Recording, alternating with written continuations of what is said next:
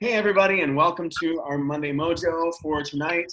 Today is July 13th, 2015. My name is Michael, and I'm the leader of Team Rift 411.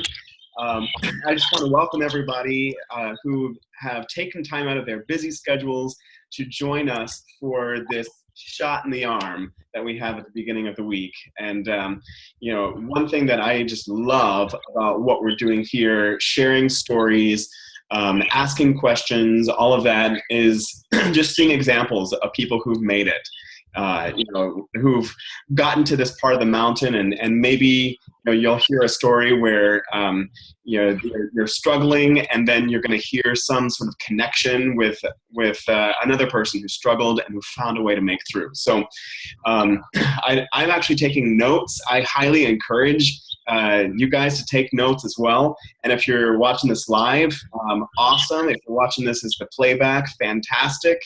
But I want to introduce a good friend of mine, Adam, who is our special guest tonight. If you noticed from the invitation that he had an incredible physical transformation, starting from 260 pounds and got all the way down to 191 pounds.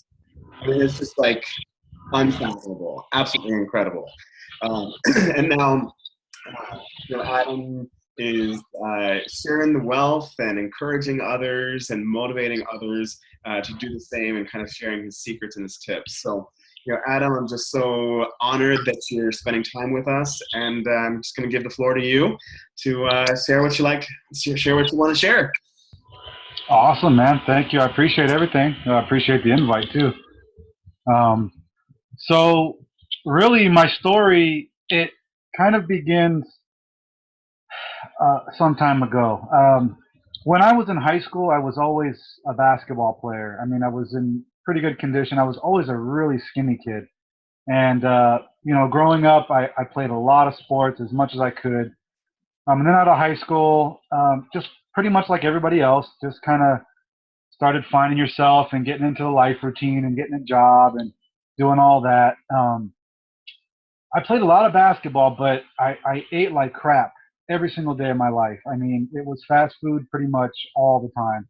And even when it was home cooked food, it was probably the worst kind of home cooked food, just, mashed potatoes and gravy and just biscuits and just the whole country eating. But I didn't really gain any weight. I mean, I was pretty skinny even through all that because I was still playing basketball out of high school, probably 5 or 6 times a week. Even though I was eating like crap, I was still fairly skinny. I mean, I probably put on maybe 5, 10 pounds up until about 2007, 2008, and that's when I met my future wife and started settling down. So I stopped playing a lot of basketball, and up until that point, I was doing a lot of partying, a lot of drinking, a lot of drugs. I mean, I was into a lot of stuff there for a long time, and I was just lost. I was just an angry person, and just I was single. I didn't have any kids. I didn't have any worries, so I just did whatever I want every single day of my life. I mean, and it was just a spare of the moment kind of life.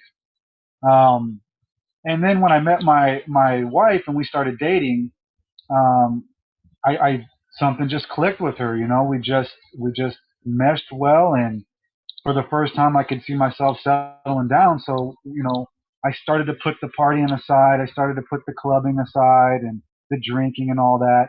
And my weight started picking up pretty quickly. And then we were pregnant with our first kid. And I don't know if some people in here know my story, but my first son was born 3 months premature. So it was pretty crazy times. I mean, he was 1 pound 14 ounces when he was born, and then 2 days later he shrunk down to about 1 pound 7 ounces. So he was literally the size of your palm, almost like a little puppy dog. I mean, he was just a little guy. He was see through. I mean, it was pretty scary for a long time, and he was fighting for his life for 3.5 months. So you can imagine the stress level was pretty high. I mean, we slept in the hospital every single night. There was times where we would go 36, 48 hours straight without sleep, without food. So nutrition was the last thing on my mind. Exercise was the last thing on my mind. I mean, I didn't do any of it. I mean, it was just non-existent. But as we started to get into a routine and the doctor started to figure things out with him, we started settling in. I started eating a little better.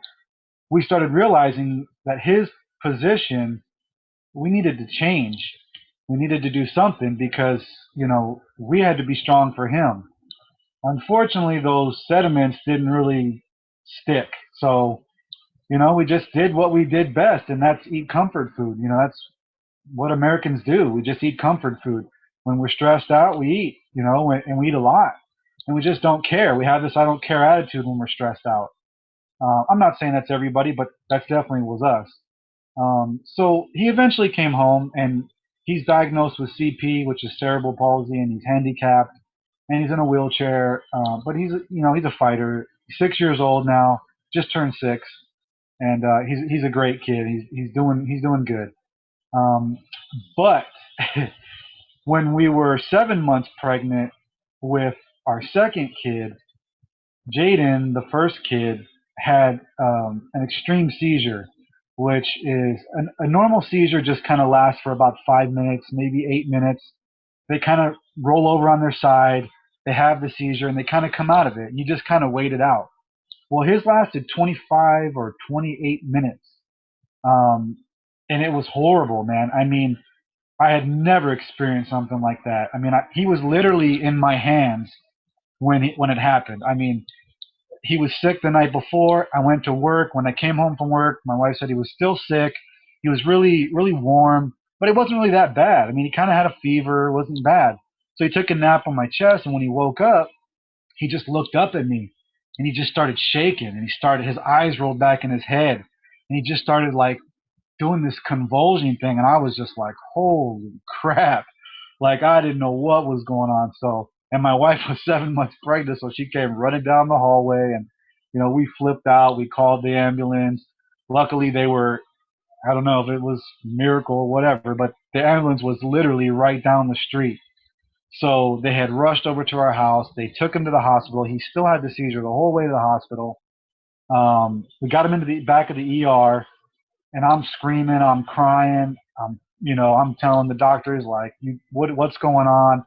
My wife's freaking out. She starts having labor contractions because of the stress. So they whip her away and take her upstairs to triage, and she's about to have our other son, and I'm downstairs with my first son, just losing my effing mind.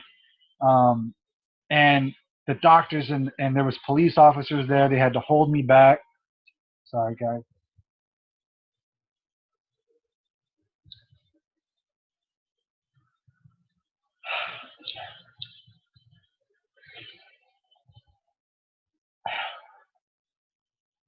They had to hold me back because my son died on the table. He literally died in front of me. He was dead for 5 minutes almost. And it was hard, man. And if my wife was there, God, I don't know what would have happened. We probably would have lost our other son. But luckily she was upstairs, and they brought him back to life, and he had to go, get shipped to another hospital, where we live. And sorry guys. I talk about this all the time. I don't know why I'm getting emotional now. But, they had to put him on life support again. And they shipped him to another hospital. And eventually my wife came around, and she was okay. And they stopped the contractions. And then I had to go pick her up, and they took her back to the hospital with our first son. And, he pulled through, and everything was okay. Eventually, unfortunately, our other son was still born premature also. I mean, the next month, at 8 months, he was born premature. But he was okay. He was in the hospital for about 2 weeks. Um, so all of that, I mean, you can imagine health and fitness was just like non-existent. I mean, I'm going through the ringer here. And even when both of our sons were home, it was doctor visits every day. It was hospital visits every day. It was a lot, man. It was just stressful. And I put on about 85 pounds, in a matter of 2 years, 3 years. And I mean, I was insanely happy with my life, with my family, but I was absolutely miserable inside with the way I felt and the way I looked. And because it just wasn't me, I was always in shape and I was always active, and I just needed something for me. And I told my wife one day, I said, I just can't do this no more. I've got to get in shape. Um, so she's like, let's do it. So we had a treadmill and I started just walking on it and jogging on it eventually. And I mean, I was really out of shape. I'll show you guys my before and afters and you'll see how big I was. But I mean, I tried. I just tried the only way I knew. I mean, I was always a sports person. So if you take sports out of the equation, I had no idea how to get in shape without sports. So I'm just walking on a treadmill, I'm jogging, I'm figuring I'm doing the right thing. We're still eating Taco Bell and we're still eating whatever else every day.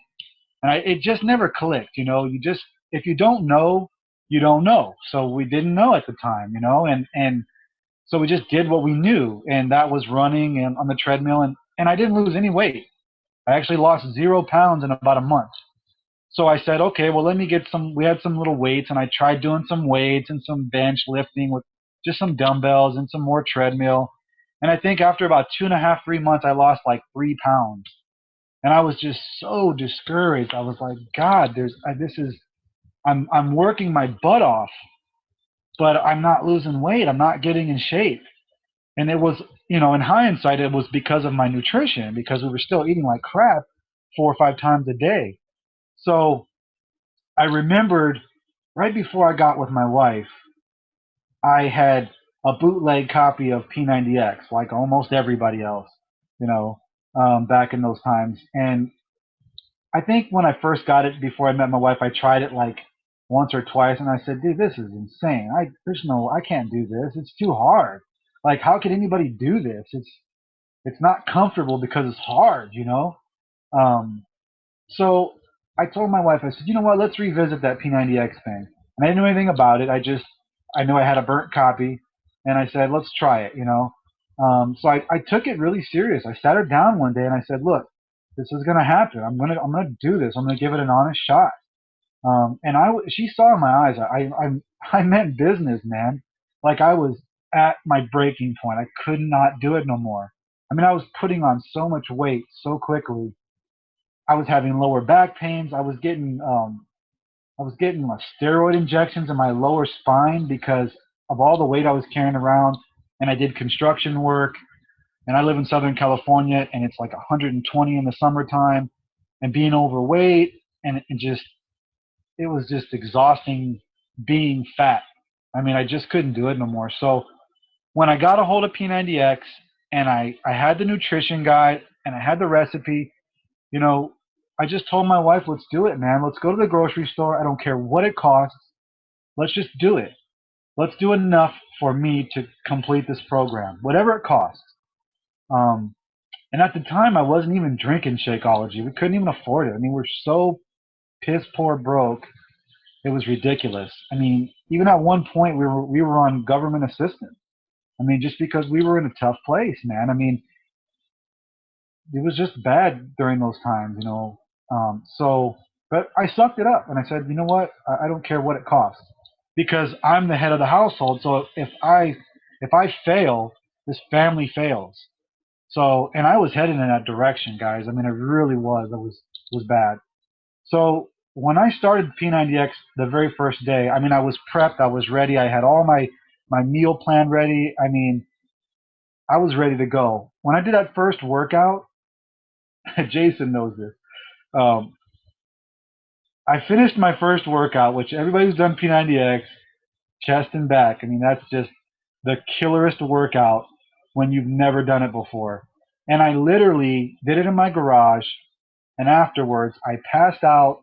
I threw up twice outside of my garage. And then I fell down in my garage, just passed out on my back. and I seriously could not get off the floor for about an hour. And my wife had taken the kids to her parents' house because I just needed that time to do this workout and get going on this program. And I just told my wife on the phone after I had came to, I said, "There's no way I can do this program. I'm so out of shape. It's. I mean, look at this. How am I going to do tomorrow's workout? I can't even get off the floor, you know." But she motivated me and she pushed me through, and I ended up going through the whole program. I mean, I did 90 days and I lost 69 pounds. I mean, I seriously took that workout program as serious as humanly possible. I mean, I did not skip one meal. I had measuring spoons. I had calendar. I mean, I had everything that you could need. I mean, I measured every single gram of everything. I weighed all my food. I didn't know nothing about nutrition. I didn't know nothing about health and fitness. So Tony Horton just basically became my teacher, and I listened to everything he said. I did everything he said, and it worked. I mean, I really was a skeptic because after the first 30 days, I think I made a loss like 5 or 6 pounds. I felt better. My wind was up, my cardio was up. So I was online one day. I had a free fitness coach, and he said, "You know what? Just stick it out. Stick it out. I promise you, those last 30 days will be gold." And I stuck it out. And I think from day 60 to day 89, I think I lost like 37 pounds in 1 month. I mean, I know people online that rave about losing 5 pounds in a month, and I lost like 35 pounds in 1 month, and it was healthy weight. I want to stress that it wasn't starvation, and it wasn't anything to do with like bad supplements and steroids or anything like that. I mean, I was eating 6 times a day, full meals. I mean, and I was losing weight. So I mean, I did it. I'm living proof. I did it. So it was just a natural evolution for me to become a Beachbody coach because I knew I needed to share the feeling that I felt with everybody. I wanted everybody who used to be me now. You know, I wanted them to feel that importance. I mean, I was depressed. I was badly depressed. Even though I had my kids and my wife and my family, I would go to work and just be depressed, and I didn't know why. I was so miserable because I was so out of shape and I was so unhealthy that I was just really, really depressed. And this whole P90X journey, it saved my life, really. I mean, it's kind of sounds corny to say it like that, but it saved my life because I was headed in a very bad place. And P90X turned me around. It got me going, you know. It gave me a purpose to want to be healthy and to know how to be healthy and to know what to do to be healthy.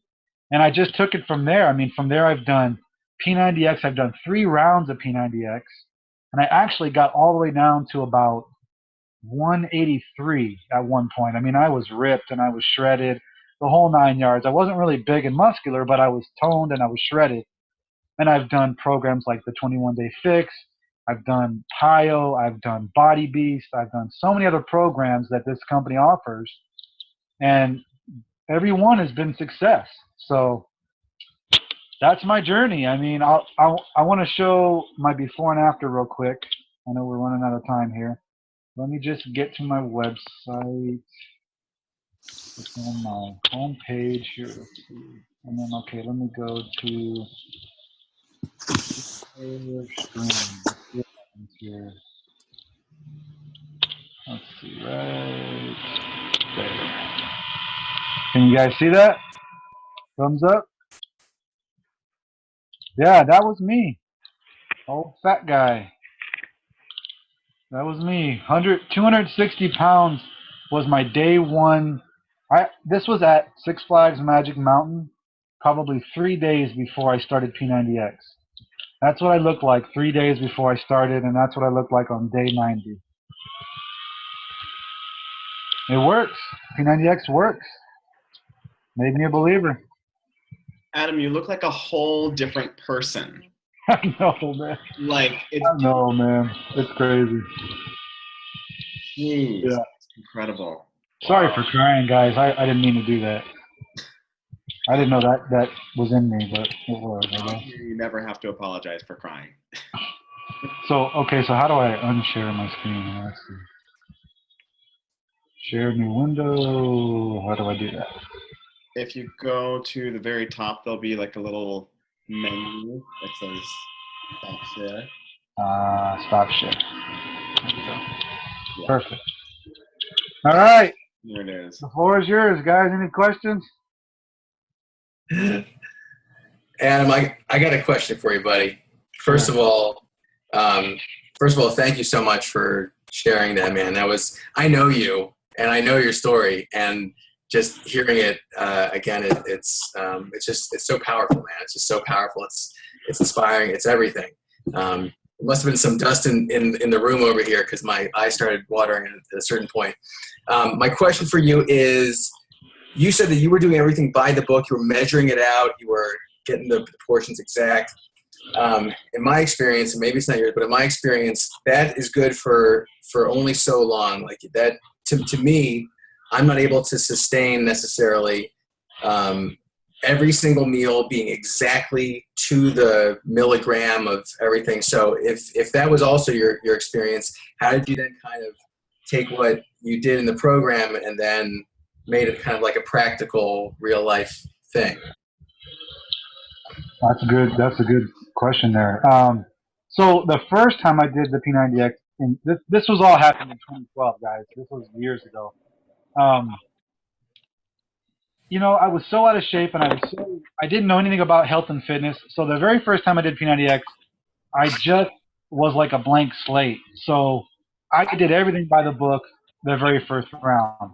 Now I'm guilty of not doing that from there on, just because we all know the rule: if you're eating clean 90% of the time, you can afford those cheat meals. But at that time, I didn't know that, and I didn't want to know that because I was so fat and I was so out of shape that I just wanted to go by the book. I just looked at that nutrition guide as a Bible, and I just said, I'm not going to cheat. I can honestly sit here and say I did not cheat one single day for 90 days, and everything was by the book on the day I was supposed to eat it, how much, everything. That's the only time since then I've done that for that strict of a period. But it's tough, man. It's tough. It's tough to follow 100% strictness. It really is, and I haven't done it since. But so I don't know if that's the answer, but I really admire that, man. Like, just I can hear how committed you were. You were like 110% committed, and you weren't gonna let anything stop you, even if it meant measuring it out, like yeah. even if it meant foregoing lots of other things that you wanted to do in life. You took the time, and it was just like, that's really inspiring. That amount of discipline and that that fire. Like you were onto something. So Absolutely, man. You just get to a point in life where you just say, screw it, man. I can't do this no more. Something's got to change. I mean, anybody who's had a major transformation, we've all been there. That's the point you get to. You're just like, this is not working. My life isn't going the way I want it to go. So you just come to a point where you just say, screw it, and you do something about it, and you just commit, and you just go all in. If you're not all in, it won't work. So Yeah. I'm just blown away. I like Jason. I knew kind of some of your story.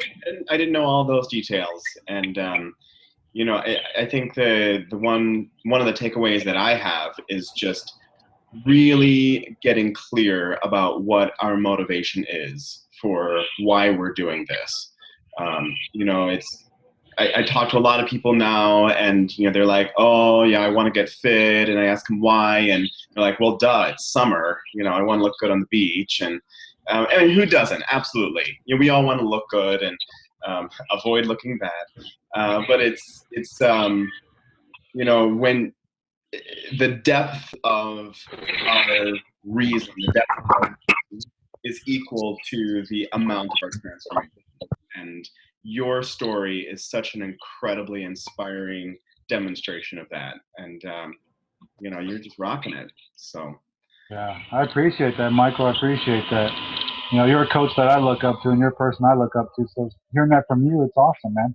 Yeah, yeah. No, I have such tremendous respect for you. So we're gonna just wrap this call up, but I just want to thank you, Adam, for sharing your story and just for being so transparent. And you know, I think every single one of us has had those down times, and it's just incredibly inspiring to see that you chose not to let them control you.